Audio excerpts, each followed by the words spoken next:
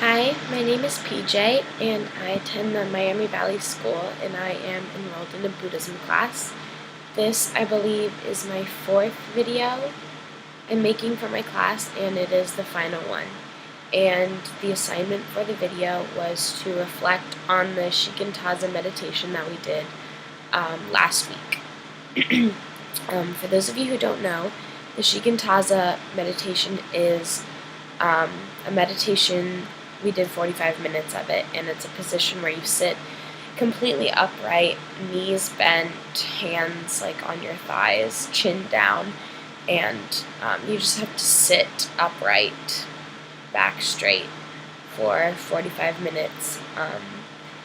And that's what we needed to reflect on because obviously we had a bunch of strong feelings about it, whether you were in a lot of pain or whether that position made you more focused and made you discover things about yourself that you didn't know before.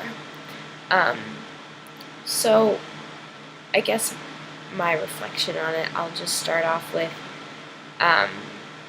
the fact that I believe the way to get through the Shikantaza meditation without hurting yourself is to acknowledge the pain, because it is going to hurt no matter what you do or how flexible you are. Sitting in that position for 45 minutes is going to be very hard on your body. But if you acknowledge the pain and deal with it and kind of lean into the pain, I guess, like if your back hurts, just deal with the pain. Let it become a part of you. And that's what I tried to do. After I realized that I couldn't fight the pain no matter how hard I tried, I actually started to acknowledge that, oh hey, my back really hurts, but there's nothing I can do about it and it's not going to stop. So I dealt with what was happening and what was in that moment. And after a while, I just, the pain didn't go away, but I kind of grew around the pain, and it made me more solid, I guess. And it made me stronger. It made my stance stronger, which helped my concentration and all of that. So that at least worked for me, to being able to use the pain to my advantage to kind of make my body mold around the reality and what my body could take, and it just helped me concentrate and form a solid being, I guess. It's really hard to describe. For the meditation, really only my back hurt a bit, and then my leg was falling asleep. I didn't have some of the pain that my other classmates were having. So like I said, once I dealt with that, I became just really solid and really still. And I was like rock, I couldn't move. And that was really cool to me, because it's not like I meant to do it, which is weird. I just felt so centered, I guess. And even micro adjustments, just a twitch or something, felt like I moved a mile. And they would feel like I was moving so much, I felt fidgety. But when I opened my eyes, I realized that I wasn't actually moving. It was just me concentrating on the little things. One of the important concepts of meditation in general, not just the Shikantaza, is that you need to get out of your mind and into your body. And so I think another reason why blocking out the pain is bad is because if you block out pain, that means you're in your mind, because you're telling your mind to block out the pain and pretend it's not there. Whereas if you move into the pain, then you're more in your body. You don't even have to go into your mind to think that, which I know is kind of hard for me because I'm definitely a thinker. And another really interesting thing that was pointed out to me in Buddhism class is the fact that the Shikantaza posture is said to be the exact opposite of the thinker posture, which is there's a statue of this guy hunched over with this stance, and it's said to be the opposite, which I found incredibly interesting, and so did I think everyone in my class, because it just goes to show you that thinking and being in your head is the exact opposite of what you need. Thinking can be good at times, and then it can drastically hurt you in the next. I'm kind of known for my terrible posture among like close friends because I hunch over all the time and I make myself shorter than I actually am. And I often find myself in the thinker pose, not just because I am a thinker, but just because I'm never quite aware of like what my body's doing. Like right now, I'm completely hunched over. I don't know if you can tell. And I'm definitely head over heart, like thinking over feeling. And with that, I guess going along with that, when my posture's like curled up in a ball or just like doing the thinker thing where you're just comfortable, I feel more safe and I feel like enclosed in something, I guess. It's just more comfortable in more ways than one to just be hunched over in a ball. And so to do the Shikantaza pose, which is completely open, completely exposed, completely still, it's really new for me. And it might not seem vulnerable, but like a vulnerable thing to do, but it really is, even though no one's watching you while you do it. It's very weird for me to actually like sit and open myself up.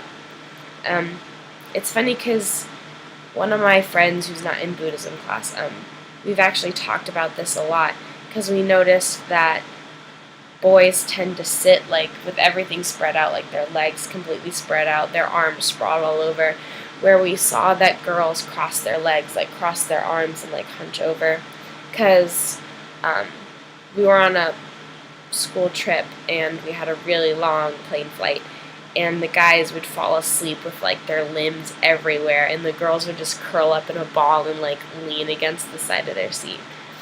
And it was just an observation at the time, but now that I've actually thought about it, I think that connects back to this, because when you curl up in a ball, you feel safe and you're trying to avoid being vulnerable, and I think that's what girls are always trying to do. They don't want to expose themselves, whereas typically guys in our society are taught to just say whatever they want and be bold, be brave, be that hero, so they just like spread out everywhere, not afraid to do anything. And then girls are just in the corner like afraid to show themselves. So I thought that was really cool, because that actually like connected to my real life, or like to an experience I've had before that didn't relate to Buddhism. I think one of the overall themes of this class, now that it's over, today was my last day, one of the themes is acknowledgement. Just acknowledging what's actually in front of you in the moment, just not focusing on the past and the present, just being in the moment, acknowledging your feelings, acknowledging the pain, and dealing with it instead of suppressing it or bringing in your ego to ruin everything. So I think that's one of the main things I learned during this class, and not just in meditation, but also in like the textbooks we read and stuff. Another thing I learned was that it's impossible to get out of your mind and into your body during meditation if you're tired. Obviously, if you're super tired and you fall asleep, you're 100% in your body. But if you're, I guess, lethargic in any way, it is impossible to concentrate and focus on what needs to get done. And that was actually one of the hardest struggles for me, even though it shouldn't be, because I am tired all the time. Like right now, making this video, it is 1:15 a.m., and I don't know why I'm doing this to myself. But because of stuff like this, I am always tired. And so that has been something that I've had to overcome. Like, I actually have to take care of myself so I can succeed in meditation and therefore get to know myself and be able to concentrate and do the Shikantaza pose. All these things I learned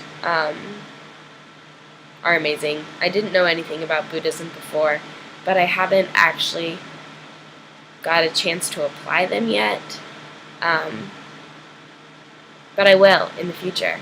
I just haven't had the chance. So I've learned a lot. I've really enjoyed this class. I used to believe, not willingly, so many stereotypes about Buddhism, which I know now are nowhere close to the truth. I can actually represent it well in the real world, which I'm really excited about. And I really think that everyone should have the opportunity to meditate, because even though I probably didn't do it right completely and I could have focused more, I had an amazing experience with myself, with my class, with my teacher, through meditation. So I think that's definitely a practice everyone should adopt. And it doesn't even have to be connected with Buddhism. It could just be like a self-practice type thing. So I would like to say thank you to my Buddhism class. I really enjoyed it. Thank you, Reggie Ray, for inspiring the class and kind of driving it to where it is today. Thank you to Mr. Squires, my teacher, for always inspiring me. And I hope you like this video. Thank you.